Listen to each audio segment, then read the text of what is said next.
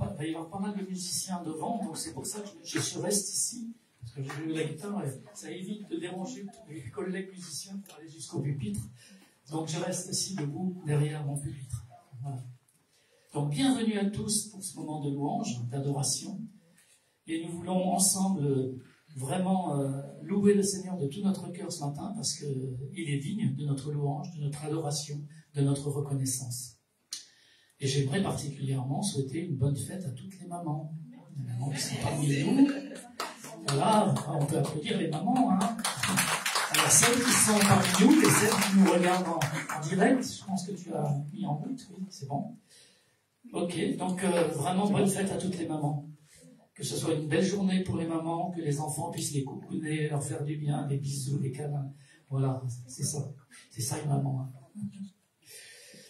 Je vais prier pour commencer ce moment de culte. Seigneur notre Dieu, nous voulons te remercier pour ta grâce, pour nous avoir conduits encore ici ce matin, pour nous avoir donné la possibilité de venir ensemble te louer entre frères, entre sœurs. Seigneur, merci parce que tu nous as sauvés et rachetés par le sang de Jésus-Christ, ton Fils bien-aimé, qui nous a délivrés, Seigneur, de la main de l'ennemi, qui nous a donné la victoire sur l'ennemi, qui nous a donné une nouvelle vie. Toutes les anciennes choses sont passées. Voici, toutes choses sont devenues nouvelles. Seigneur, merci pour cette grâce d'être ensemble, cette grâce de pouvoir chanter ensemble, de pouvoir prier ensemble et de pouvoir écouter ta parole ensemble. Seigneur, que ton esprit ouvre nos cœurs et que nous puissions recevoir de toi ce matin. Au nom de Jésus. Amen. Alors j'aimerais ce matin vous partager quelques versets dans la première épître de Pierre, à partir du verset 1er, 1 Pierre 1, chapitre 1, donc, verset 1er.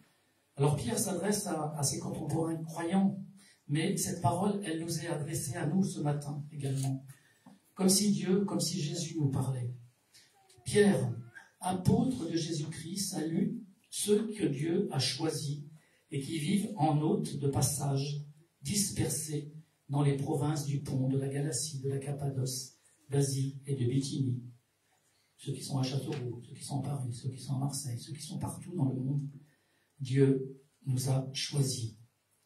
Dieu le Père vous a choisis d'avance, conformément à son plan. Il avait un plan, le Seigneur, pour nous choisir d'avance. Et vous lui avez été consacrés par l'Esprit pour obéir à Jésus-Christ et être purifiés par l'aspersion de son sang. Que la grâce et la paix vous soient abondamment accordées.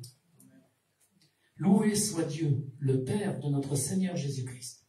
Dans son grand amour, il nous a fait naître à une vie nouvelle, la nouvelle naissance. Il nous a fait naître à une vie nouvelle. Grâce à la résurrection de Jésus-Christ d'entre les morts, pour nous donner une espérance vivante. Nous sommes maintenant vivants en Jésus-Christ, car il a préparé pour nous un héritage qui ne peut ni se détruire, ni se corrompre, ni perdre sa beauté. Il le tient en réserve pour vous dans les cieux, vous qu'il garde par sa puissance au moyen de la foi, en vue du salut, qui est prêt à être révélé au moment de la fin. Donc il a préparé pour nous un héritage qui ne peut ni se détruire, ni se corrompre, ni perdre sa beauté. Jésus nous a sauvés, nous a rachetés pour que nous puissions faire partie de la famille de Dieu, de pouvoir être, par sa grâce, frères de Jésus-Christ et fils de Dieu. Nous sommes enfants de Dieu par la mort et la résurrection de Jésus-Christ. Jésus-Christ est celui qui nous a donné le salut. Et Dieu est le Dieu de mon salut. Et il a mis un chant dans mon cœur ce matin. Il a mis un chant dans nos cœurs pour que nous puissions l'adorer et le louer. Nous allons lire la suite du texte après, mais on va chanter 2 chants justement qui disent « Il est le Dieu dans mon salut » et Jésus a mis un chant dans nos cœurs.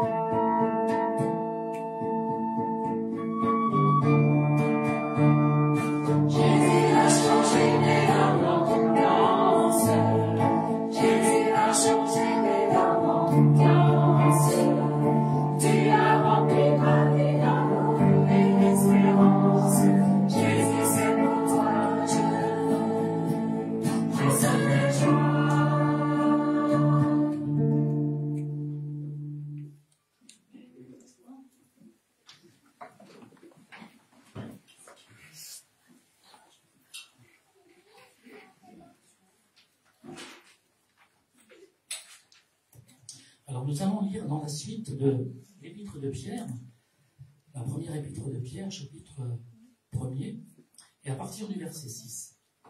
Voilà ce qui fait votre joie. Alors, je ne sais pas ce qui fait votre joie ce matin, c'est parce que la fête des mamans, c'est parce que vous avez reçu une bonne nouvelle, parce que tout va bien pour vous. Mais parfois, il peut y avoir des difficultés dans la vie. Il peut y avoir des moments difficiles, des problèmes de santé, des problèmes financiers, que sais-je.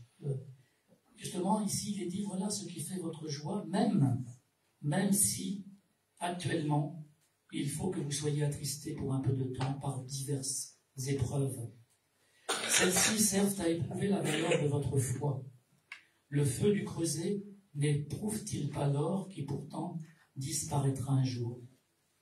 Mais beaucoup plus précieuse que l'or périssable est la foi qui a résisté à l'épreuve.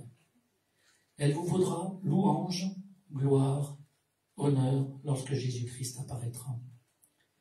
Jésus, vous ne l'avez jamais vu, et pourtant vous l'aimez. Mais en plaçant votre confiance en lui, sans le voir encore, vous êtes remplis d'une joie glorieuse qu'aucune parole ne saurait exprimer. Car vous obtenez votre salut, qui est le but de votre foi. Il y a à peu près deux parties dans ces versets où il est dit, comme j'ai dit tout à l'heure, on est dans la joie parce que Jésus nous a sauvés, mais parfois on peut être éprouvé par certaines épreuves. Et quel est notre comportement dans l'épreuve? Est-ce que nous sommes des gens qui nous plaignons, ou est-ce que nous sommes des gens qui demandons au Seigneur de nous conduire, de nous garder, de nous protéger, de nous donner sa patience, sa grâce pour vivre les épreuves qui sont sur notre chemin. J'ai vu une fois un dessin animé que vous connaissez, mais c'est à partir d'une histoire qui est connue. C'est le voyage du pèlerin de John Bunyan. Je pense que quelques-uns ou plusieurs connaissent cette histoire. Le pèlerin qui est finalement un homme qui veut connaître le Seigneur et qui chemine sur un chemin qui le mène vers la cité céleste. Et sur ce chemin parfois il y a des moments faciles, mais parfois il y a des moments difficiles, des obstacles à franchir, des obstacles insurmontables, des épreuves inqualifiables. Mais finalement, le Seigneur Dieu lui donne la possibilité d'arriver au bout. Comme dit l'apôtre Paul, je ne suis pas encore arrivé au bout, mais je cours vers le but, afin de l'atteindre. Et qu'est-ce qui nous pousse à continuer à avancer avec le Seigneur? Dans ces versets, nous avons la réponse quand il nous parlait de la foi. Mais beaucoup plus précieuse que l'or périssable est la foi qui a résisté à l'épreuve. Alors certaines personnes me disent, mais la foi, oui, c'est bien joli de croire, mais moi je crois que ce que je vois. C'est vrai qu'il est dit même dans ces versets que vous n'avez pas vu Jésus, et pourtant vous croyez en lui. Et nous non plus, nous n'avons pas vu Jésus de nos propres yeux, et pourtant nous croyons en lui. Nous croyons qu'il a donné sa vie pour nous, qu'il a versé son sang sur la croix pour nous, et qu'il est présent par son esprit parmi nous. Dans un chapitre bien connu des Hébreux, nous lisons que c'est par la foi que bien des hommes de Dieu ont avancé dans leur vie et ont cru en Dieu. Je ne citerai pas, je cite Abraham, Moïse et bien d'autres. Et par la foi, nous pouvons déplacer des montagnes. Peut-être pas physiquement, mais spirituellement, nous pouvons déplacer des montagnes. Ici, il nous est dit à la fin, dans verset 8, à la fin du verset 8, vous êtes remplis d'une joie glorieuse qu'aucune parole ne saurait exprimer. Est-ce que ce matin, nous sommes remplis d'une joie glorieuse qu'aucune parole ne saurait exprimer? Alors on peut exprimer cette joie glorieuse par le chant, par l'adoration. Nous avons chanté ensemble, nous continuerons de chanter ensemble, mais nous pouvons aussi exprimer notre joie glorieuse par la prière, par la communion fraternelle, par la fraction du pain, la Sainte Seine que nous allons prendre ensemble. Nous allons exprimer notre joie au Seigneur par toutes ces choses que le Seigneur a mis devant nous.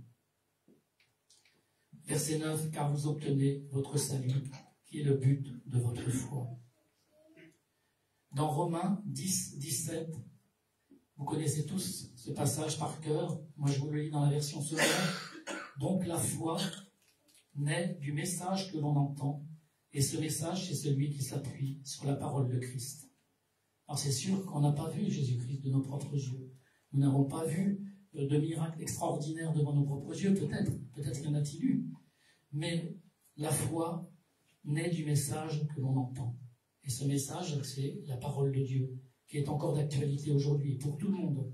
Et ce message peut être entendu, doit être entendu du monde, de ceux qui nous entourent, de l'extérieur, de nos familles, de nos amis, de nos connaissances.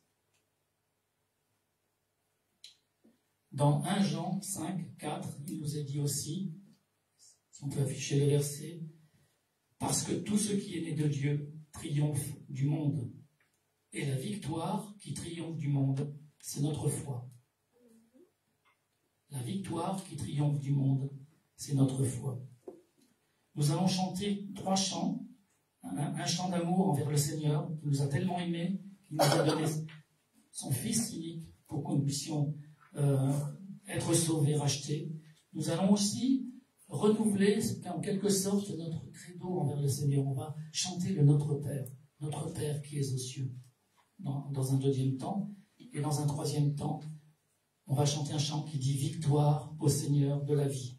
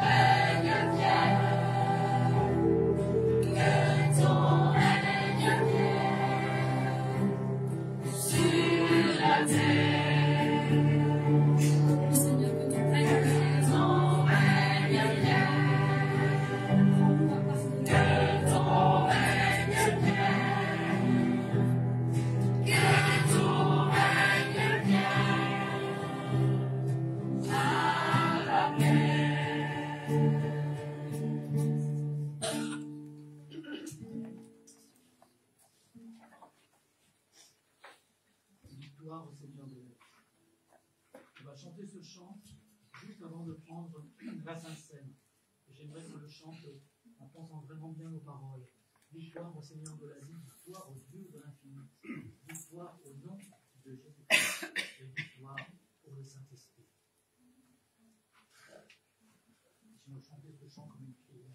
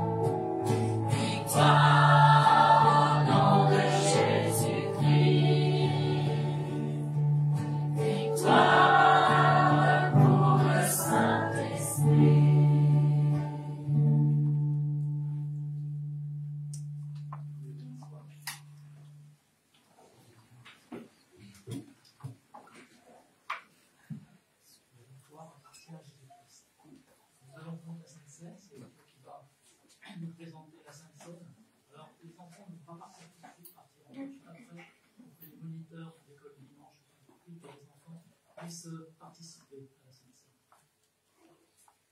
Je voudrais lire avec vous ce matin en texte biblique de Matthieu, Donc le texte va être affiché. Il parle un peu de ces moments intimes de Jésus avec ses disciples. Je pense qu'il parle de nous. Nous sommes des disciples. Amen. Matthieu.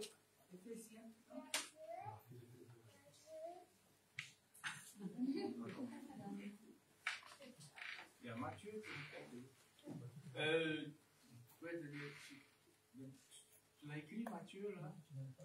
Ah bon, je n'ai pas de je t'ai envoyé. Ok, c'est à la fin, c'est Matthieu. J'ai gardé que le verset. Je vais vous lire. Ok? Je vais vous lire. C'est sûr que j'ai t'envoyé. Pardonne, parce que la Sainte Seine. Pendant les repas, Jésus prit du pain et après avoir remercié Dieu, il le rompit et donna à ses disciples. Il leur dit, prenez et mangez ceci, c'est mon corps. Il prit ensuite une coupe de vin et après avoir remercié Dieu, il le donne en disant, vous faites en tous. Car ceci est mon sang, le sang qui garantit l'alliance de Dieu et qui est versé pour la multitude de gens, pour le pardon des péchés. Verset 29. Je vous le déclare, dès maintenant, je ne beurrai plus ce vin jusqu'au jour où je beurrai avec vous le vin nouveau dans le royaume de mon Père. Il chante ensuite les psaumes de la fête, puis il s'allait au mont des Oliviers. C'est un moment spécial du Seigneur. On vient de chanter victoire. Et je pense que nous avons cette victoire en Jésus, n'est-ce pas? Malgré, je ne sais pas comment vous avez passé votre semaine, mais la victoire est là. Le Seigneur est avec nous. Et pour ça, c'est un signe de l'alliance du Seigneur avec nous. L'alliance de Dieu avec son peuple, avec son Église. En même temps, c'est une déclaration d'amour pour tous les pécheurs. L'amour qui nous était élevé en Christ. L'amour qui pardonne. L'amour qui nous console. L'amour qui nous fortifie. L'amour qui nous unit au Christ. Et cet amour qui nous donne cette assurance de la vie éternelle. C'est beau, hein? C'est beau cet amour. C'est pour ça qu'on vient de chanter. C'est vraiment bien. Par l'amour, le Christ a institué la scène. Il nous appelle à participer à nous qui sommes les disciples. Donc, c'est à nous. Parce qu'il a fait, c'est intéressant, c'est qu'un jour, c'est lui qui va nous servir. Aujourd'hui, je vais inviter Daniel pour venir. Donc, Daniel va prier pour les éléments et après, on va vous servir. Aujourd'hui, c'est nous. Mais un jour, imaginez, c'est le Seigneur qui va nous servir. C'est beau. Vous êtes avec moi? C'est bien. Donc, je te laisse prier, Daniel. Seigneur notre Dieu, nous voulons te remercier parce que nous avons chanté ce matin ta victoire. Et nous avons aussi honoré ton nom. Tu es notre Père qui est aux cieux. Seigneur, merci parce que tu es le Dieu qui pardonne en Jésus-Christ. Seigneur, merci pour ces éléments qui nous rappellent ce que tu as envoyé ton Fils sur la croix du Calvaire pour mourir à notre place, pour souffrir à notre place. Seigneur, merci parce que tu as donné ta vie pour nous. Seigneur, merci pour ce pain, ce vin. Seigneur, on veut aussi donner à nos cœurs de prendre ce pain et ce vin avec reconnaissance. Au nom de Jésus. Amen. Donc on va passer parmi vous et après, si vous voulez bien prier, remercier le Seigneur pour ce moment, c'est à vous aussi. Notre Dieu, notre Père, nous te louons, je te dis ici, c'est un Dieu qui est le Dieu du salut. Seigneur, ce matin, ce n'est pas un Dieu du passé, du salut, mais c'est aussi un Dieu du présent. Tu peux encore sauver aujourd'hui, tu peux sauver demain, tu peux sauver toutes les âmes qui s'approchent de toi. Seigneur, qui a l'amour, Seigneur, qui a une tendresse, une patience envers nous, Seigneur. Nous ne pouvons que te louer, que te louer, que te dire merci. Amen.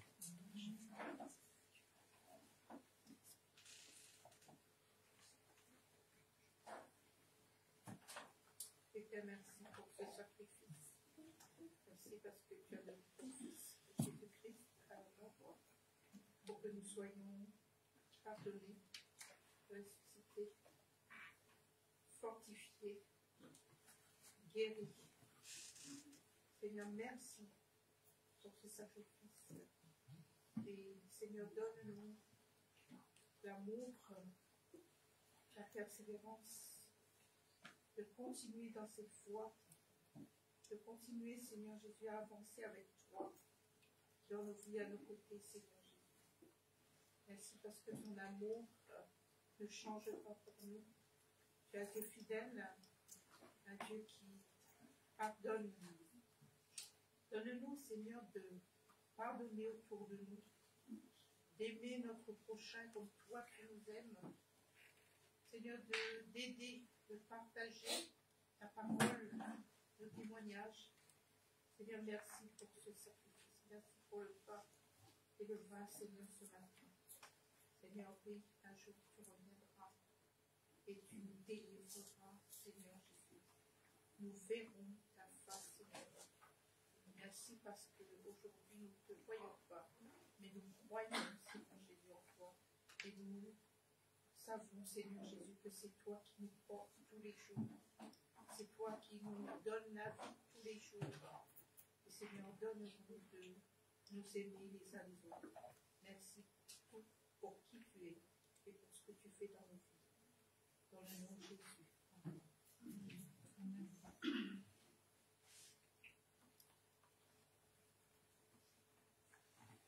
Merci Seigneur Jésus pour ce repas, Seigneur Jésus symbolique, Seigneur. En attendant, Seigneur, de le prendre avec toi, avec richesse, de votre face, Seigneur Jésus, tout un, Seigneur, encore.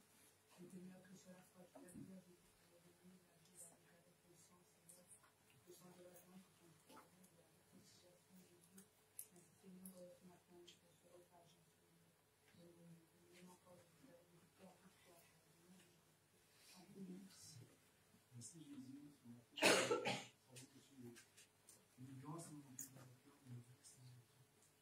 que tu es une grâce dans notre cœur, ça vaut que tu es nous racheter le péché, c'est que tu as racheté, tu as fait ma place, tu as fait mon péché, c'est Jésus. Nous de déposer par moi-même de base, de sauver, tu as pris ma place, tu as pris mon place, la place, tout est trouvé pour nous, c'est mon Dieu. Tout est devenu riche pour moi, c'est mon Dieu, parce que c'est pas Dieu. C'est pas tout un parti pour le Seigneur, pour moi, c'est mon Dieu, c'est mon Seigneur. Nous croyons que tu es mort pour nous pécher, pour nous pardonner, pour nous réconcilier avec Dieu le Père, pour nous. Et Seigneur, après que nous soyons, nous avons la vie éternelle en place avec Jésus. Nous soyons glorifiés de l'éternité, moi, céleste, en toi, Seigneur. Nous sommes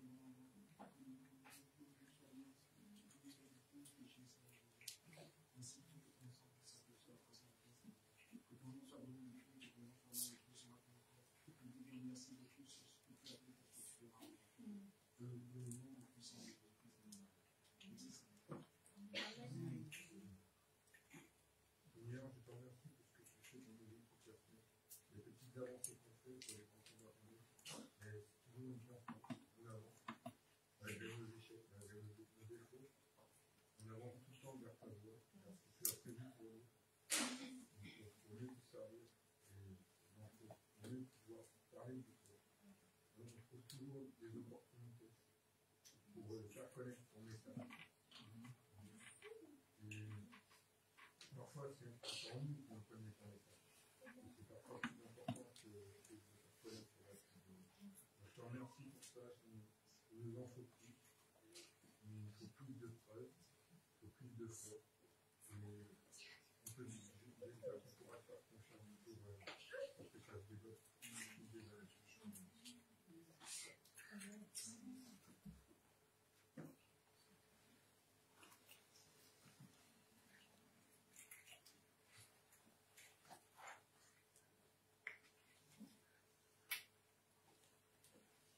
Je prie, je vais laisser la parole à Daniel.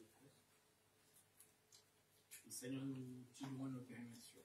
Merci Seigneur, parce que nous sommes des privilégiés, Seigneur. Nous connaissons par notre nom, de chanter ce matin. Nous voulons encore, Seigneur, te dire merci. Merci pour ton sacrifice. Merci Seigneur pour ta mort. Merci pour ta résurrection. Et merci pour l'assurance que nous donne, Seigneur, que la victoire est avec nous, Père. Au nom de Jésus, Seigneur. Amen.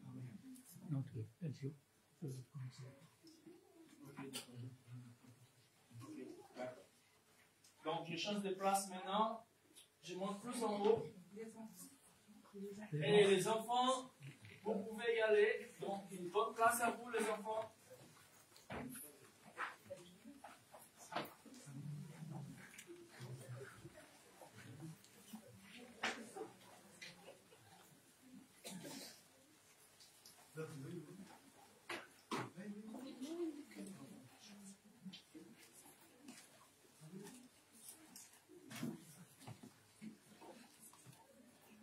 Voilà, donc tous sont partis et nous sommes restés dans la salle. Pour ceux qui étaient là le dimanche dernier, nous avons célébré la Pentecôte, c'est-à-dire les jours que l'Église a commencé. Et ce matin, je voulais vous encourager à continuer dans le même sens, dans la même direction, en lisant le livre d'Actes des Apôtres. Donc, s'il vous plaît, ouvrez vos Bibles là où vous êtes et gardez ouvert au chapitre 9. 9. Je le mets, mais vous ne m'entendez pas. J'écris. Oui, vous entendez? Ça y est, c'est bon? Ouais, je pense que j'ai mis les aides de les bloquer aujourd'hui. Ça va, c'est bon? C'est bon maintenant. Voilà. Donc, nous allons regarder un texte biblique ce matin. Comme je disais tout à l'heure, ouvrez vos Bibles, laissez la Bible ouverte à Actes chapitre 9. On ne va pas tout lire parce que c'est un peu long, mais on va aller piocher dans ces chapitres ce matin et on va comprendre qu'est-ce que ça veut dire une vie transformée. Voilà, une vie transformée. Acte 9. Et là, on va garder sur la partie du 17 au 22. Mais en fait, je vous encourage à lire ces chapitres. C'est très, très intéressant par rapport à ce que nous vivons ici, par rapport à ce que nous voulons, et là, on veut y aller concernant la vie de l'Église ici à Châteauroux. Donc, ces chapitres, c'est dédié complètement à raconter les détails de la conversion d'un homme qui s'appelait Saul, qui après est devenu Paul. Donc, nous allons lire le verset 17 au verset 22. Et là, comme d'hab, je vous laisse lire.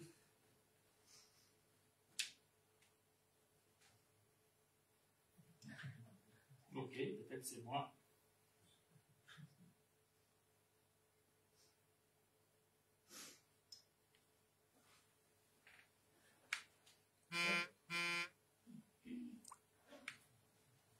Non, c'est pas ça. D'abord, il y a un texte biblique à lire. Il n'y avait pas? Non, il y avait que ça.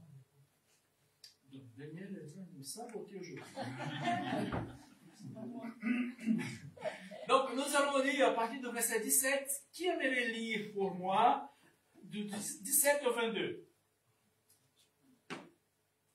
Ananias partit donc, et arrivé dans la maison, il imposa les mains à Saül et lui dit: Saül, mon frère, le Seigneur Jésus, qui t'est apparu sur le chemin par lequel tu venais, m'a envoyé pour que la vue te soit rendue et que tu sois rempli du Saint-Esprit. Au même instant, ce fut comme si des écailles tombaient des yeux de Saül, et il vit de nouveau. Alors il se leva et fut baptisé, puis il mangea et reprit des forces. Saül passa quelques jours parmi les disciples de Damas, et dans les synagogues, il se mit tout de suite à proclamer que Jésus est le Fils de Dieu. Ses auditeurs n'en revenaient pas, tous disaient: voyons, n'est-ce pas lui qui s'acharnait à Jérusalem contre ceux qui, dans leur prière, invoquent ce nom-là? N'est-il pas venu ici exprès pour les arrêter et les ramener au chef des prêtres? Mais Saül s'affermissait de jour en jour dans la foi, et les Juifs qui habitaient à Damas ne savaient plus que dire, car il leur démontrait que Jésus est le Messie. Amen. Merci. Prions encore. Oui, Seigneur, nous te louons et nous te remercions ce matin. Merci pour ta grâce, ta bonté, ta miséricorde. Merci, Seigneur, pour ce beau soleil qui est là et qui nous anime, Seigneur, à voir la vie différemment, Seigneur. Merci, Seigneur, parce que tu nous as amenés ce matin dans ta maison. Ouvre nos yeux spirituels, nos oreilles, Seigneur, pour qu'on puisse comprendre, entendre et mettre en pratique ta parole, Seigneur. Je prie aussi que tout l'esprit de distraction puisse partir de là, Seigneur, et qu'on soit vraiment concentré à écouter ta parole, Seigneur. Au nom de Jésus. Amen. Amen. Amen. Est-ce que vous avez déjà entendu l'histoire de Paul? Probablement, hein? Si vous êtes habitué à l'église, ou peut-être même si vous n'êtes pas tellement habitué à l'église, mais vous avez déjà entendu parler de ce monsieur. Est-ce que vous connaissez aussi, des questions, est-ce que vous connaissez une vraie personne? Attends, je m'explique. Des gens de chair et de sang, avec des rides et des verrues, des gens comme vous et moi, mais des gens qui sont vraiment authentiques, sans masque. Ces personnes qui vous admirent, ces personnes qui vous les donnez, qui vous recevez d'amour. On parlait des mamans tout à l'heure. J'ai vu ma maman hier par vision. Et donc elle était un peu affaiblie, mais après je pensais hier soir et j'ai dit tiens voilà, tout ce que je suis aujourd'hui, c'est ma maman a beaucoup investi dans ma vie. Ma maman a beaucoup prié pour moi. Ma maman a fait beaucoup de bonnes choses pour moi. Donc je pense à ma maman dans ce sens-là. Mais des fois c'est un peu difficile de trouver des gens comme ça. Et aujourd'hui, dans ce monde, c'est rare de voir quelqu'un qui tu peux faire confiance. Les gens essayent toujours de profiter de nous. Et donc, au niveau du travail, au niveau de pas mal de choses, les gens essayent de profiter. C'est rare aujourd'hui. Donc, je veux dire par là que le monde a désespérément besoin de vraies personnes qui sont transformées par la grâce de Dieu et qui vivent dans un processus de sanctification progressive, de transformation quotidienne. Je pense que ça nous concerne, n'est-ce pas? On a accepté le Seigneur, on est venu à Jésus et maintenant il nous transforme, il nous change. Et quand nous regardons un peu en arrière, on a dit, tiens, voilà, c'était comme ça que j'étais. Mais si Seigneur, je dis, il m'a changé. Aujourd'hui, ça fait de nouveau. Aujourd'hui, c'est quelque chose, je suis différent. Et les gens me voient différemment. Et je pense que Paul cherchait à vivre ça. Il voulait faire. Il pensait qu'il faisait bien.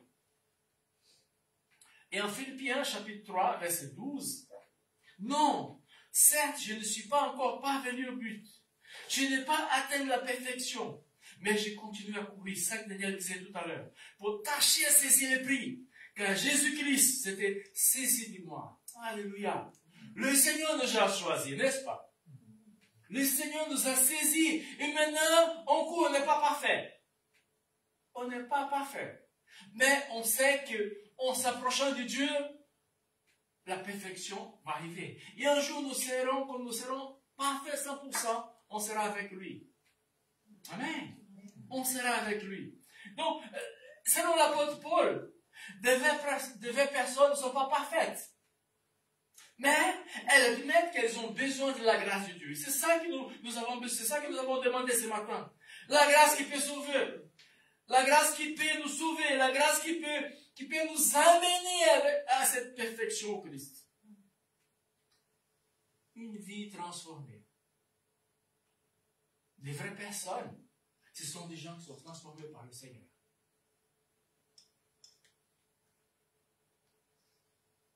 Quelles sont-elles? Dieu merci, quand nous regardons la Bible regorge des exemples, des bons exemples, des gens qui étaient d'une manière, qui ont commencé la vie d'une manière et qui ont fini de l'autre, complètement différent dans le bon sens. Vous savez, l'important, c'est pas comment on commence. L'important, c'est comment on va finir. N'est-ce pas? On peut bien commencer, on peut faire bien les choses, mais la vie, elle, en commencement et à la fin, c'est à la fin qui va compter. Donc, je voudrais attirer votre attention à cette histoire qui, pour moi, c'est vraiment c'est très intéressant parce que des fois, ça peut m'identifier avec Paul. Donc, je voulais vous inviter à venir avec moi ensemble ce matin. Et nous allons voir quelques caractéristiques de la vie de Paul qui a été transformée par Dieu et quelle était son expérience personnelle. Donc, pour ça, j'ai préparé quelque chose qui ça va afficher, je pense. Voilà. Les caractéristiques d'une vie transformée par Dieu. Donc, je vais vous parler de 5 choses. Répondre à l'appel de Christ, rompre avec les jets du passé, s'intégrer, se rapporter à la communauté de l'Église, être rempli du Saint-Esprit par la parole de Dieu et avoir une vie transformée pour faire résonner la parole de Dieu. Donc, on va regarder tranquillement ces 5 points. Une vie transformée, c'est une vie qui répond à l'appel de Christ. Vous savez, la vie transformée, c'est pas le tic-tac, c'est pas comme ça. C'est une vie transformée, c'est à partir d'une conversion genuine. On a parlé, on a utilisé ces mots tout à l'heure. Une conversion genuine. Mais qu'est-ce que c'est une conversion? On parle tellement entre nous, mais des fois, j'ai peur que les gens ne sachent pas qu'est-ce que ça veut dire quand on parle de « je suis converti au Seigneur ». La conversion, c'est une réponse spontanée. Personne n'est pas obligé à faire. C'est toi qui as senti dans ton cœur. C'est toi qui as été convaincu par le Saint-Esprit du Seigneur à devenir chrétien, à devenir disciple de Jésus. Et là, on s'y répand de nos péchés, on s'y répand, et nous plaçons notre confiance au Seigneur. Maintenant, ce n'est pas moi qui vis, comme dit Paul, mais c'est le Seigneur qui vit en moi. Même si des fois, j'essaie de faire mes propres affaires. Mais, en même temps, on revient au Seigneur et dit, voilà, Seigneur, non, c'est toi qui es le maître. Mais des fois, on essaie de faire le maître. Ou c'est moi tout seul qui fais. Peut-être que vous ne faites pas ça. Non, tous nous faisons ça. Des fois, on essaie d'arranger, de faire notre petit business. Mais en fait, non, c'est le Seigneur qui est le maître. C'est lui qui commande. Donc, métanoïa, c'est un mot en grec qui dit se tourner vers Dieu alors qu'on est dans une direction opposée. Je suis en train de marcher ma vie comme ça et je connais le Seigneur, je me réponds, qu'est-ce que je fais? Je tourne et je marche dans la bonne direction. Ça, c'est métanoïa. C'est tourner. Donc, c'est un virage spirituel. Et on va se détourner du péché et on va suivre Jésus. Et là, c'est ça qu'on appelle la repentance. Tourner vers le Christ s'appelle la foi. L'un ne peut pas produire l'autre. Je reprends la phrase. Se détourner du péché s'appelle la repentance. Et se tourner vers le Christ s'appelle la foi. Et là, on ne peut pas détacher un de l'autre. Donc, ils doivent se produire ensemble. La repentance, la foi. La repentance, la foi. Et quand nous lisons ce que l'apôtre Paul, le texte là que vous avez devant vos yeux, et peut-être si vous le connaissez, je vous encourage à relire à la maison et repenser à tout ce qui s'est passé. Et je pense que vous connaissez un peu l'histoire. Ces gars, on va reparler tout à l'heure, mais je vais quand même essayer d'éclaircir un peu pour vous. Peut-être si vous avez oublié un peu les choses, ou peut-être si vous ne connaissez pas bien l'histoire. Paul, c'était ce gars qui connaissait très bien la loi, qui connaissait très bien le commandement, qui pensait qu'il faisait du bien, comme chaque fois qu'il persécutait les chrétiens. Il va à Damas, et là, il y a quelque chose qui va se passer. Donc, si vous êtes avec vos Bibles, regardez avec moi à partir du verset 3. D'abord, c'est le contact. Saul est encore en route, il s'approche de Damas. Tout à coup, une lumière venue du ciel brille autour de lui. Contact. Après, il y a la confrontation. Verset 4. Il tombe par terre, il entend une voix qui dit « Saul, Saul, pourquoi est-ce que tu me fais souffrir ?» Et là, c'est la conversion. Il demande, Seigneur, qui es-tu? La voix répond, je suis Jésus, c'est moi qui te fais souffrir, mais relève-toi, rentre dans la ville, et là tu diras ce que tu dois faire.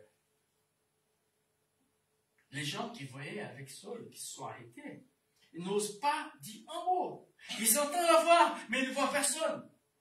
Saul se relève, il les ouverts, mais aveugle. Il les prend par la main et les conduit à Damas.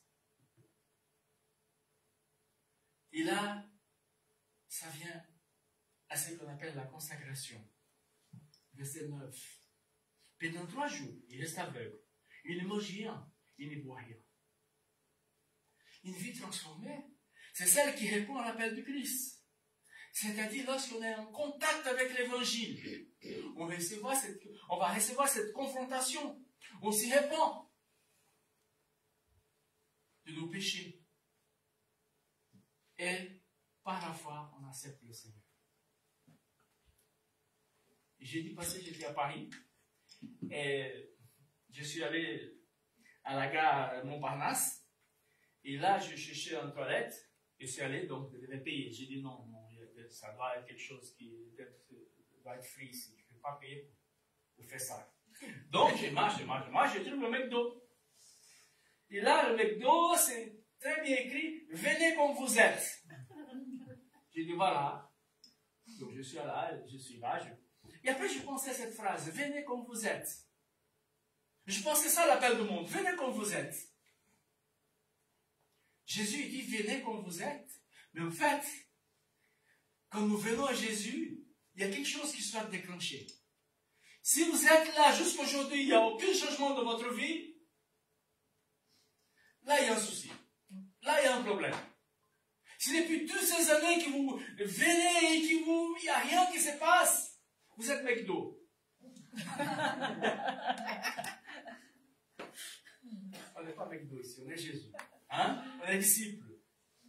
La vie transformée, la deuxième chose, c'est que la vie transformée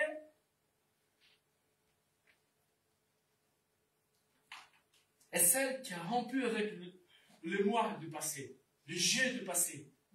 Un moment j'écris moi, un autre moment j'écris j'ai. Vous comprenez? Quand vous rompez avec ce qui vous était dans le passé. Luc va résumer ce qui ressemblait à la vie de Paul avant sa conversion. Écoutez bien, Acte 9, 1, 2.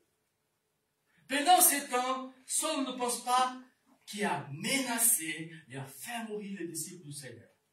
Il voit le grand prêtre, il lui demande de l'aide pour que le chef juif de Damas. Alors, Saul trouve des gens, des hommes, des femmes, qui lui suivent le chemin de Jésus, qui suivent le chemin de Jésus. Il pourra les arrêter et les amener à Jérusalem. Ça, c'est Paul. Et c'est intéressant si vous regardez, si vous connaissez un peu l'histoire. Là, jusqu'à là, Luc, c'est le gars qui a écrit. Et il a mentionné Paul 3 fois. Comme c'était un adversaire féroce. Un adversaire qui voulait vraiment faire face contre le pauvre disciple qui venait de commencer. Acte 7, 58. Vous connaissez le premier martyr de l'église qui s'appelait Merci. Qui s'appelait Étienne. Ce gars qui est mort, et le texte biblique dit que les gens ont déposé les habits au pied de Saul. Je ne sais pas ce qu'il a fait avec un habit, mais quand même. Voilà, c'était quelqu'un qui a respecté. Je pense peut-être que les gens ont fait, ils ont dit voilà Paul, un de plus. Garde ça. Après, il y a Acte 8, verset 1. Verset 8, Acte 8, après Acte 8, 3. Et je vais rappeler tout simplement ce qui dit Acte 8, 3. Mais il y a Saul, il vient de détruire l'église. Il va dans toutes les maisons, il fait sortir les croyants, les hommes, les femmes, il les jette en prison. C'est ça son ministère. Et Jean Calvin, je pense un gars que vous connaissez, qui est très très connu dans le monde évangélique. Jean Calvin, il va va souligner que certains de ces termes qu'il utilise pour décrire Paul avant sa conversion semblent avoir été délibérément choisis pour le dépeindre comme un animal sauvage et féroce.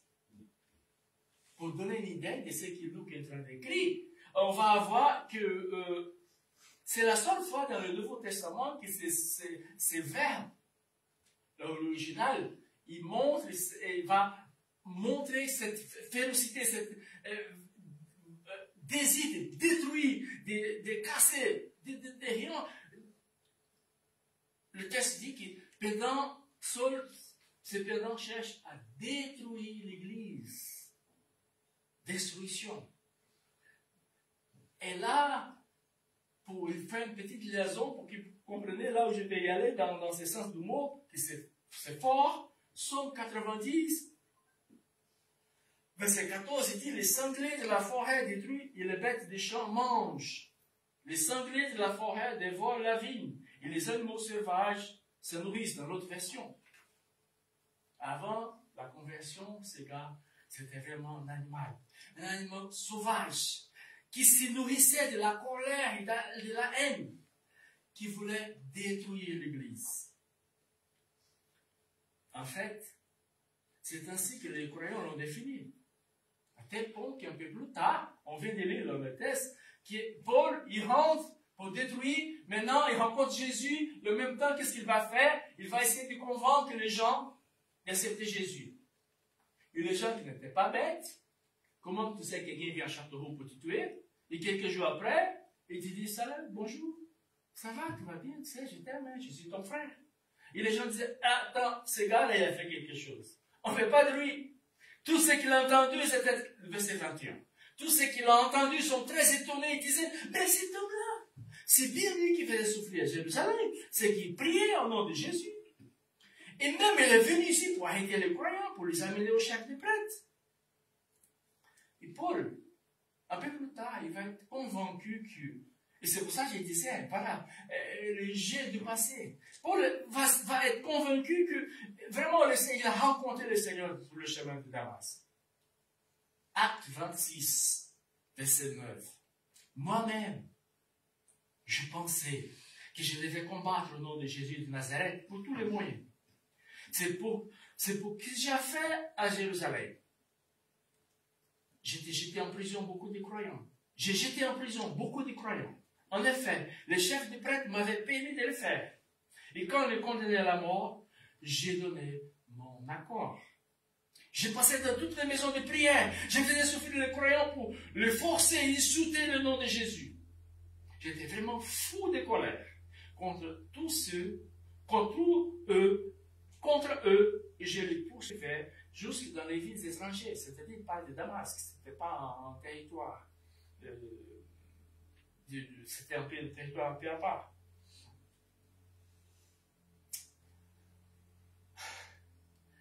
Et c'est pas pour vous, mais des fois, c'est pas facile de rompre avec le moi. Il y a des jours que ça va bien pour moi. Il y a des jours que tout va bien. Mais il y a des jours que c'est compliqué. Il y a des jours quand je mets ma tête sur mon oreiller et je pense à ma journée, je me dis, tiens, pourquoi je le fais?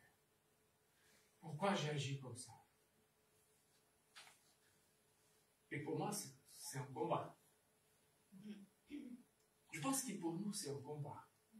De rompre. De laisser complètement. De dire, tiens, voilà, voilà, c'est le combat. Ne pensez pas que vous êtes les plus mauvais du monde. Et je ne dois pas penser à ça, moi aussi. Parce que ça peut se passer. Ça peut se passer. Et l'apôtre Paul, il a reconnu ces choses-là. Il a reconnu qu'il était méchant, mais il a rompu avec ses passés. Et Jean Calvin va écrire quelque chose encore à propos de ce qui s'est passé avec Paul. Et il va faire, c'est comme une poésie. Il parle de la grâce de Dieu. Quand il parle de Paul, Calvin. Non seulement dans la transformation d'un loup, aussi cruel en brebis, mais aussi dans sa prise de caractère d'un berger. La vie transformée est celle qui rompt avec les moi, avec le jeu du passé. Et là, devient un motif de source, de joie, de bénédiction pour les autres. Et l'apôtre Paul va écrire ça, il va décrire cette vie qu'il passait, qui c'était l'avant. Il va écrire aux Galates aussi, Galates 1, 13, et versets 22 et 24. Et j'ai voulu ce petit texte pour que vous compreniez. En effet, vous avez entendu parler de ma conduite autrefois, quand je suivais la religion juive. Vous savez avec quelle violence je faisais souffrir l'Église de Dieu et je voulais la détruire. Mais les communautés chrétiennes de Judée ne m'avaient jamais vu. Elles avaient entendu dire seulement ceci. Avant, cet homme nous faisait souffrir, mais maintenant, il annonce la bonne nouvelle de la foi et qu'il voulait détruire autrefois. Et les chrétiens rendaient gloire à Dieu à cause de moi. Et j'espère que c'est ça notre témoignage, que les gens disent, ah, Jane d'aujourd'hui, c'est pas la Jane du passé. Il y a quelque chose qui a changé. La façon qu'elle faisait, la façon qu'elle réagit, la façon qu'elle me traitait, maintenant, aujourd'hui, c'est une autre chose. Et les gens vont donner gloire à Dieu pour notre vie. Parce que je pense que c'est ça notre objectif. C'est ça que Dieu veut de nous. C'est ça qu'il attend des chacun de nous. Que les gens disent, tiens, voilà, une âme, une femme de Dieu. Quelqu'un qui pense autrement. Quelqu'un que j'ai connu dans le passé, mais maintenant c'est une autre personne. Et là, j'avance pour mon troisième point. La vie transformée se rapporte, se rattache à la communion avec l'Église. Quiconque a répondu à l'appel de Dieu ne peut pas rester seul. Je pense que c'est une erreur de l'Église du passé. Quand les gens connaissaient Dieu, qu'est-ce qu'ils faisaient? Ils ne vont pas partager ça avec les autres. Ils vont se retirer, ils vont vivre une vie, comment on appelle, tout enfermé dans un monastère, dans des choses comme ça, parce qu'ils voulaient la communion avec Dieu. Ça, c'est bien. Mais ici, cette foi doit être partagée. Et l'apôtre Paul, il avait besoin de ces soutiens. Quelqu'un qui a répondu à l'appel du Christ, c'est-à-dire la conversion, il a rompu avec le moi, il a passé, il a commencé la sanctification, il a besoin des communions de l'Église. Et c'est pour ça qu'on est là. On ne vient pas là parce qu'on n'a rien à faire. On ne vient pas là parce que c'est dimanche. On ne vient pas là parce que... non, on vient parce qu'on cherche la communion. La communion entre nous. Pour se connaître, pour prier pour les autres, pour soutenir les autres, pour que quelqu'un puisse me soutenir dans la prière, pour que quelqu'un puisse vraiment m'encourager. C'est pour ça qu'on est là. Et l'apôtre Paul, tout de suite, il a compris ça. Il n'a jamais marché seul.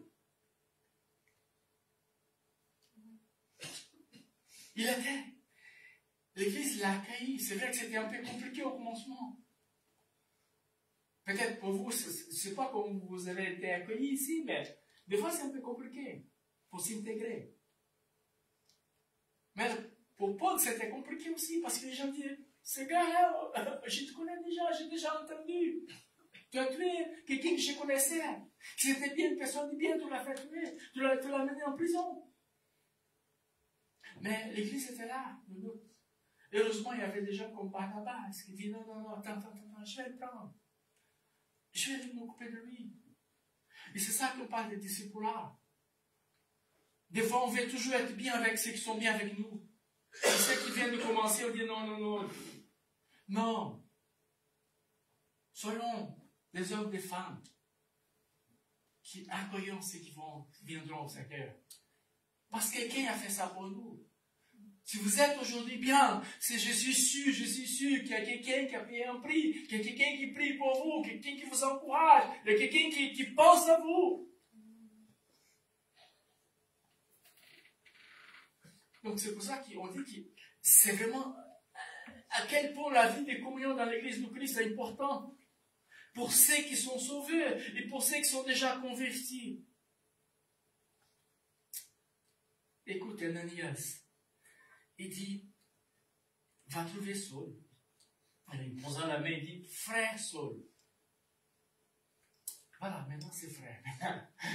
C'est pas le méchant. C'est pas lui qui fait du mal. C'est pas le persécuteur. Maintenant c'est frère. Et vous, je pense que nous comprenons tous quelle est la signification de mon frère. Sœur. C'est-à-dire quelqu'un qui est proche de moi. Quelqu'un qui a le même sang que moi. Quelqu'un qui parle la même langue que moi. Quelqu'un qui mange à la même table que moi. Frère. Mais c'est vrai qu'Ananias, c'est pas tellement bien si vous regardez le texte. Au commencement, quand Dieu dit, écoute, Ananias, va voir Paul, qu'est-ce qu'il dit? Moi? Tu blagues. Je ne veux pas aller voir ces gars. Non, non, non, non, non. C'est ça qu'il est. Et le Seigneur va les convaincre. Il dit, ok, d'accord, c'est toi, je vais y aller. Et je pense que c'est un peu ça comme nous, avec nous. Des fois, on dit, je ne sais pas qu'est-ce que... C'est étrange, ces gars-là, cette personne-là. Je préfère l'autre. Ils ont dit, non, non, va voir celui-là. C'est toi qui vas le faire. Et Ananias va dire, voilà, frère Saul, la vie transformée et reconfigurée, reconfigure l'esprit par la parole. Vous savez, Paul, quand on voit l'histoire, ce gars, il connaissait très bien les Écritures.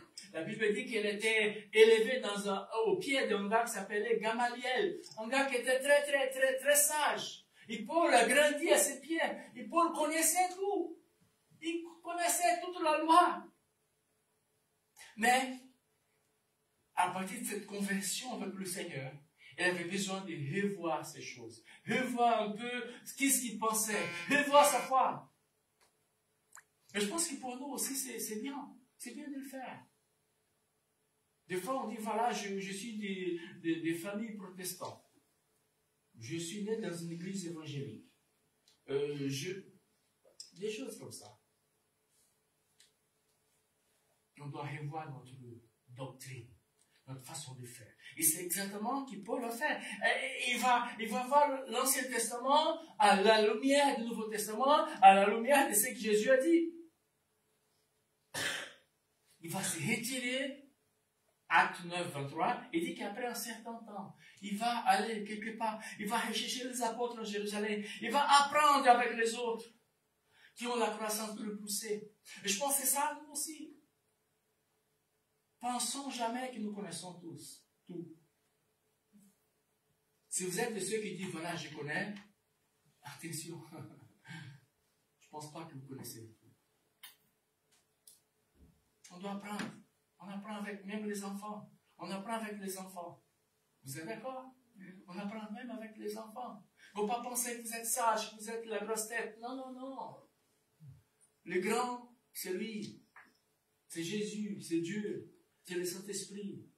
Nous, on apprend tous avec les autres.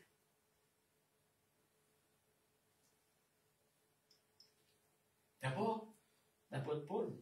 Il était envoyé en anonymat parce que vous savez, quand vous suivez l'histoire, vous savez qu'il rentre pour la grande porte, mais il sort de Damas pour la toute petite fenêtre. Et les gens vont le faire descendre d'une croix et disent, voilà, partez parce que sinon, ça va chauffer pour toi. Parce que les gens ont décidé de faire mourir Paul, Saul. Écoute ce qu'il dit en Galates 1. Et je vais lire le verset 18 avant. Mais Dieu m'a choisi dès le ventre de ma mère. Et dans sa beauté, il m'a appelé. Là, il est compris différemment. Là, il a déjà compris différemment. Et un jour, il a décidé de me faire connaître son fils pour que je l'annonce à ceux qui ne sont pas juifs. Alors, je n'ai pas demandé conseil à personne. Je ne me suis pas montré à Jérusalem pour rencontrer ceux qui étaient l'apôtre avant moi.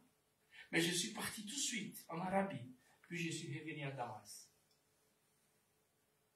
Là, c'est notre compréhension, c'est notre gars. Le chapitre commence d'une façon, et maintenant, au fur et à mesure qu'on lit, on va voir notre personne. Et l'apôtre Paul, il va apprendre avec les autres. Et des fois, on ne veut pas apprendre. Je ne sais pas si vous êtes de ce type de gens, mais il y a des gens qui ne veulent pas apprendre. Ils veulent toujours enseigner. Vous avez remarqué ça? Quand tu dis quelque chose, il va toujours sauter, il va toujours ajouter quelque chose que ce n'est pas dit. Il ne va jamais dire, ah oui, c'est vrai. Ah ouais. Non, oui, c'est vrai, mais, tu sais, il ajoute une autre chose. Il n'y a pas de ces gens parmi nous ici, mais on doit toujours faire attention. Il va apprendre avec Barnabas.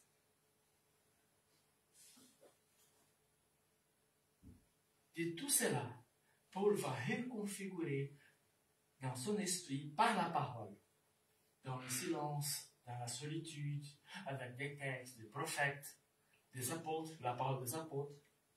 Il va être discipliné par des hommes purs. Mais la vie, ça ne va pas s'arrêter là. Et on va au dernier point, avant qu'il vous tourne. Une vie transformée fait résonner la parole de Dieu.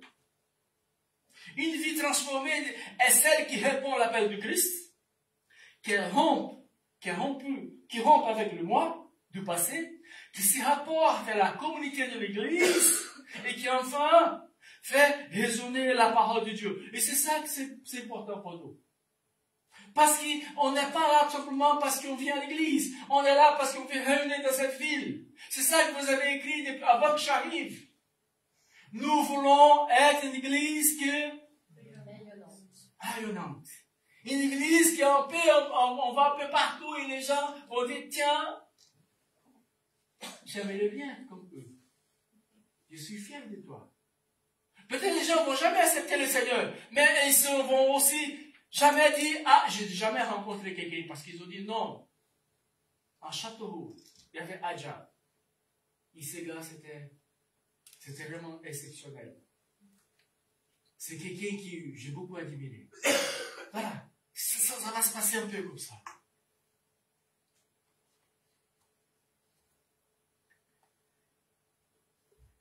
La manière audacieuse et interprète, courageuse, qui Paul va prêcher l'évangile à Damas. Donc, vous voyez, c'est radical.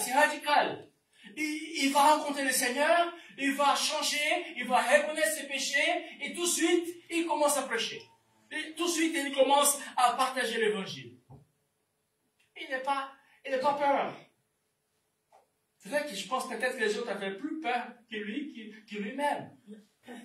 Parce que peut-être pour lui, il a dit, voilà, j'ai déjà tellement tué des gens, j'ai tellement fait du mal. Si quelqu'un me fait du mal, voilà, je vais mourir, je vais vivre avec le Seigneur. Et les gens disent, non, attends, calme-toi. Tu as beaucoup de choses dans ta vie. Donc, bref. Et Barnabas a reconnu, comme je disais. Donc, à partir de ce moment qu'elle était si, par la grâce de Dieu, Paul ne cesse pas, maintenant, même les noms vont changer, ça va s'appeler Paul, il ne va pas cesser de répercuter, de répercuter la parole de Christ. Il suit avec foi, espoir, en amour, il va chasser la peur, il va foncer. Acte 9, 28 à 31, je vais vous lire. Seul demeure avec les apôtres, il parcourut Jérusalem avec eux, prêche avec assurance le nom du Seigneur. Il parlait aussi, discutait avec des Juifs de langue grecque, mais ils essayaient de le tuer. Quand les frères l'apprirent cela, ils amènent Paul à Césarée et l'ont envoyé à Tars. Ça, c'est important. De tout cela, l'église était bénie. Et là, ce que j'aime dans ce texte, c'est ce verset, le verset 31. Et quand j'ai dit ça, j'ai pris, et c'est ma prière pour nous en tant qu'église ici au château. L'église avait la paix. Dans toute la Judée, la Galilée, la Samarie et même à Châteauroux. Il devient plus fort alors qu'elle marchait dans la crainte de l'Éternel. Et encouragée par le Saint-Esprit, ils s'y sont multipliés. Amen. C'est beau ça. Qu'on puisse vivre dans la paix dans cette église. On ne veut pas chercher la guerre, quel que ce soit. On veut vivre dans la paix. Malgré nos différences. Malgré nos accents. On va vivre dans la paix. Parce qu'on va vivre dans le même lieu, dans le même ciel. Pourquoi que je ne vais me bagarrer avec Michel qui est là? Non, jamais. Parce que je vais vivre dans la paix, parce qu'on va vivre là-haut ensemble. Vous comprenez? Et pour moi, ce qui est intéressant dans ce verset, c'est que pendant que l'Église avait la paix, l'Église a grandi. L'Église a touché beaucoup de gens. Et c'est pour ça que je pense que c'est important pour nous ici à Châteauroux. Vivre dans la paix. On n'est pas tellement d'accord. C'est pas pourquoi Dieu a rigolé, mais même si des fois on n'est pas d'accord, on va faire des efforts pour vivre dans la paix. Et on sait que le Seigneur et on va marcher dans la crainte de l'Éternel, et on va être encouragé par le Saint-Esprit de Dieu, et là, on va multiplier. Dimanche passé, j'ai parlé de cette petite fleur rouge. Et quand j'ai voyagé là cette semaine, j'ai vu beaucoup. Et c'est intéressant parce que j'ai regardé, j'ai conduisais, j'ai regardé. Des fois, c'était pas beaucoup. Mais dès que la voiture avançait, beaucoup. Et après, un peu, beaucoup, un peu. Et j'ai dit, voilà Seigneur, c'est ça qu'on veut pour nous en tant qu'Église. Qu'on puisse se multiplier et vivre dans la paix. Je suis en train de finir. Waouh, c'est longtemps. Maintenant, je comprends pourquoi vous, quelques-uns m'ont très étonné. Parce que ça fait long. Pardonne-moi. Les vraies personnes qui ce monde a besoin. Des vraies vies transformées par Dieu. Que d'autres pôles puissent surgir parmi nous.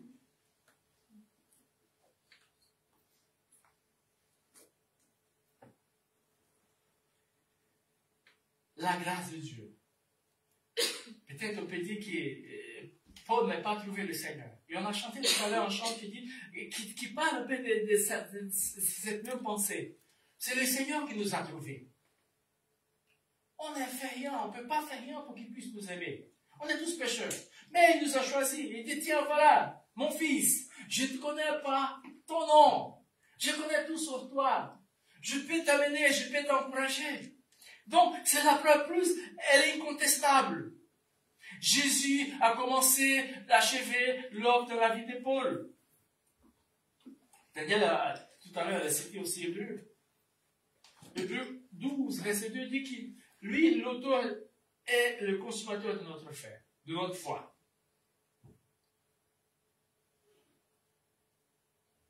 Puissons-nous être admirés, même lorsque les gens nous connaissent intimement. Que notre vie soit transformée en Jésus-Christ. Faites-le la place dans votre vie. Et là, je vais finir avec ces versets encore. J'aimerais bien prier. D'abord, m'excuser déjà parce que j'ai trop avancé. C'est Daniel qui est coupable de ça encore. On va prier quand même. Amen. Donc, priez dans votre cœur. Priez et dites, voilà Seigneur. Je vais être un bon exemple pour notre Christ. Je vais continuer à changer ma vie, Seigneur. On n'est pas parfait. On a toujours des difficultés, des problèmes. Mais je veux quand même, Seigneur, que tu m'aides ce matin. Aide-moi, Seigneur. Que ma vie soit transformée. Que je puisse donner la place à toi, Seigneur. Oui, Père, béni soit ton nom, Seigneur. Tu es le même Dieu qui a touché Paul. Tu es le même Dieu qui a touché ma vie, a touché la vie de mes frères et sœurs ici, Seigneur. Continue, Seigneur. Continue à faire ton œuvre, Seigneur. Pardonne-nous, Seigneur, parce que combien de fois on essaie de revenir en arrière, Seigneur. Amène-nous, Seigneur, sur le bon chemin, Seigneur. Aide-nous, Seigneur, de confronter avec ta parole. Cette parole qui change, cette parole qui est lumière, cette parole qui nous lave, comme elle a dit même, Seigneur. Dans la Bible, Seigneur. Béni soit ton nom, Seigneur. Je te loue, je te remercie, Père, au nom de Jésus, Seigneur. Amen. Amen. Amen. Que Dieu vous bénisse, que Dieu vous garde.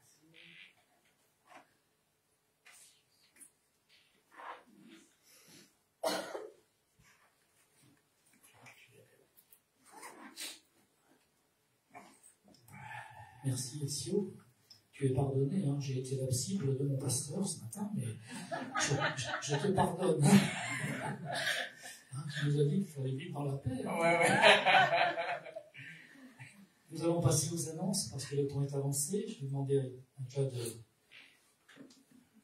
d'afficher les annonces.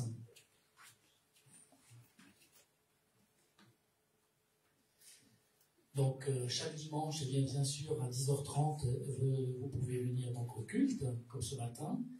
Et si possible, s'il y a des gens qui sont intéressés, que vous connaissez, peuvent venir avec vous, inviter les gens. Donc, la réunion de prière, la semaine prochaine, aura lieu ici, à l'église, à 20h en présentiel. Pour ceux qui souhaitent... C'est pas Zoom.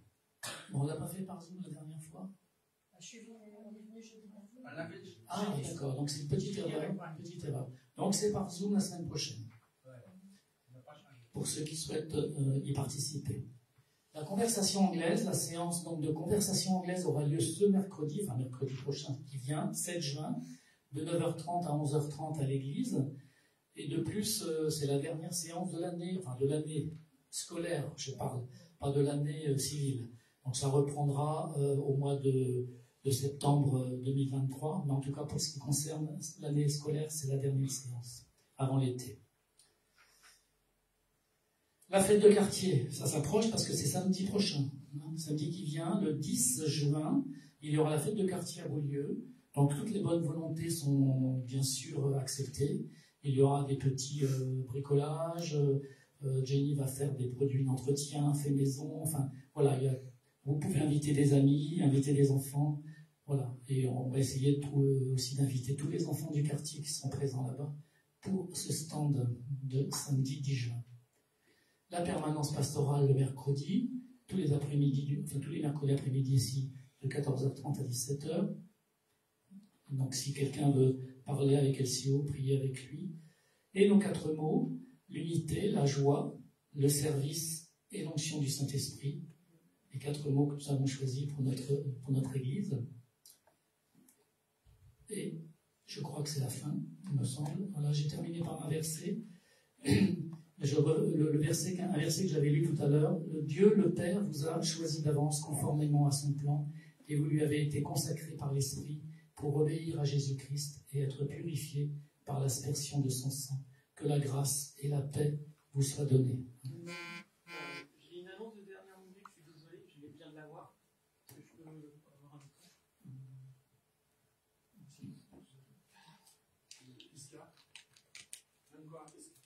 Oui, si vous connaissez des étudiants ou des personnes pas trop âgées, on va dire, le GBU a décidé d'organiser mercredi à 19h un chrétien sur le grill où ce sont plutôt des personnes non chrétiennes qui sont conviées à poser toutes les questions qu'elles ont sur la foi à deux chrétiens qui répondront à leurs questions et il y aura un repas. Voilà. Donc n'hésitez pas à me contacter si vous avez des personnes à contacter potentiellement intéressées. Je préférais que désormais que ces annonces soient passées là et que ça ne soit pas convenu comme ça. Je viens d'avoir l'info. Oui, mais voilà. Donc je t'ai dit déjà. C'est bien. Je voudrais inviter ici devant nos chers amis Steve et Ayla. On voulait faire quelque chose pour eux depuis quelques temps.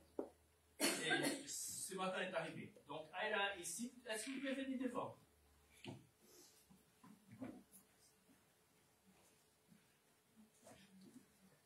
Voilà, vous pouvez rester là, à côté de la joie.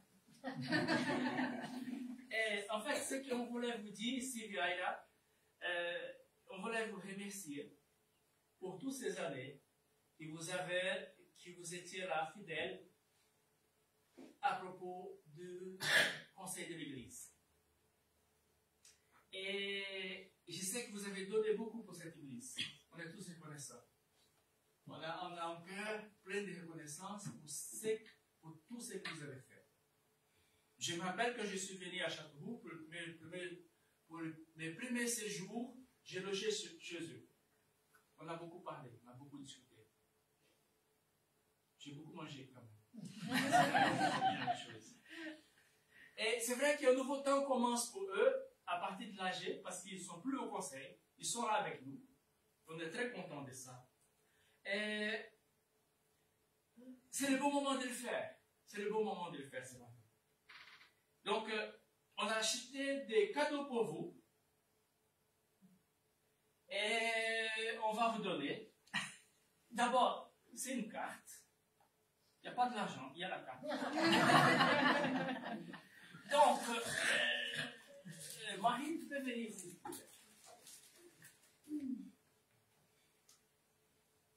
Donc, Marie fait partie du conseil. Donc, je te laisse donner. On a fait ça parce que ils ont un grand jardin. J'ai dit, tiens, ils vont planter ça dans le jardin.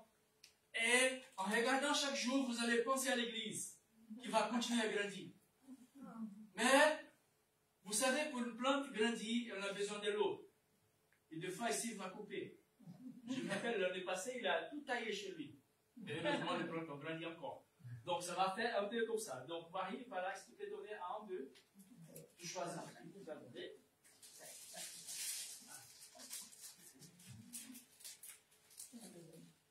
Et là, c'est un, comment ça s'appelle? Un mirabelle. Voilà, donc je laisse aussi.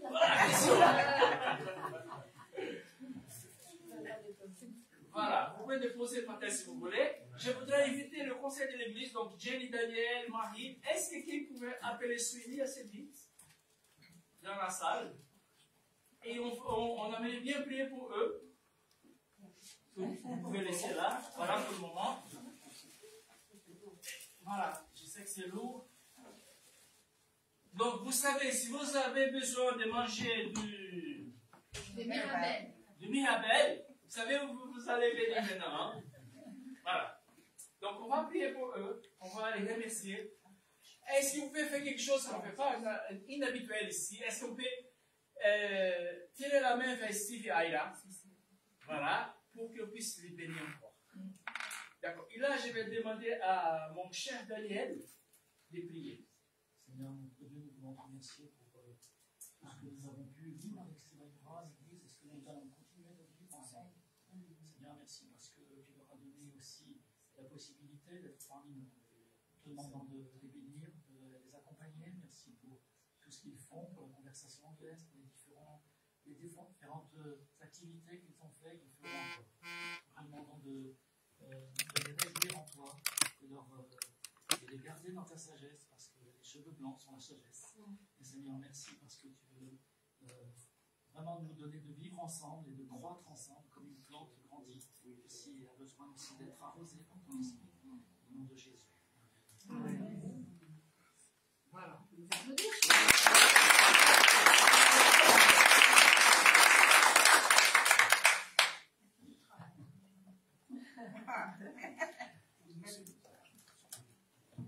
Bon dimanche à tous.